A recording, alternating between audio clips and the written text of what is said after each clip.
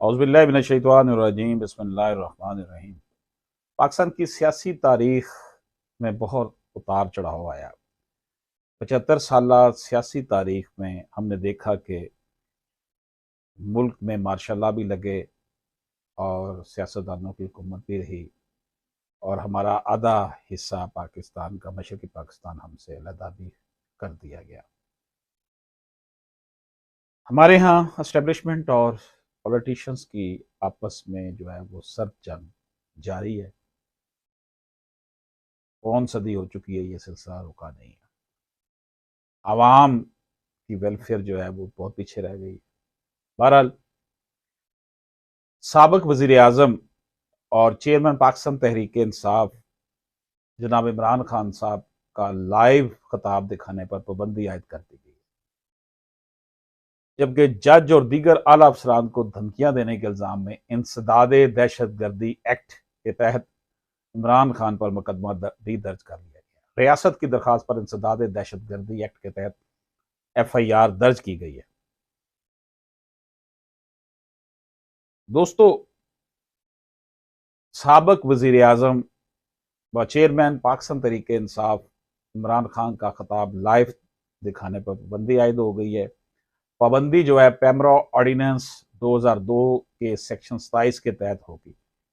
पैमरा की जनब से जारी हुक्मनामे में कहा गया कि पाकिस्तान तहरीक इंसाफ के चेयरमैन इमरान खान अपनी तकरीरों बयानात में रियासती अदारों और अफसरान के खिलाफ मुसलसल बेबुनियाद इल्ज़ाम तराशी कर रहे हैं, जो अमन व अमान के क़याम के लिए नुकसानदेह है।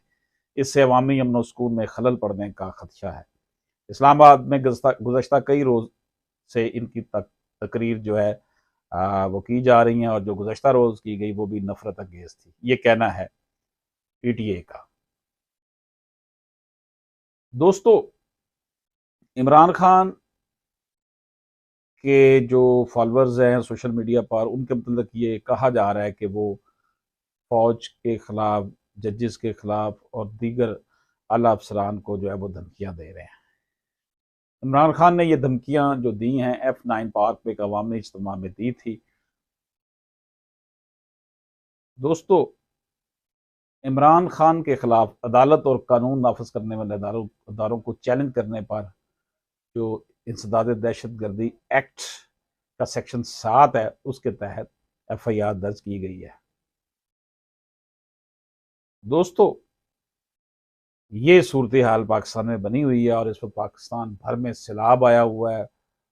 इतना डैमेज हो चुका है, हालात वाक़यात बहुत ज़्यादा ख़राब हैं, अवाम परेशान है और हमारे यहाँ जो सूरत हाल है वो इंतहाई अफसोसनाक बनी हुई है। इमरान खान की गिरफ्तारी के लिए पुलिस कमांडोज, रेंजर्स और इंटेलिजेंस एजेंसी के एहलकारों पर मुश्तमिल मुश्तरका टीमें तश्कील दी जाएंगी और ये ऑपरेशन किसी वक्त भी हो सकता है।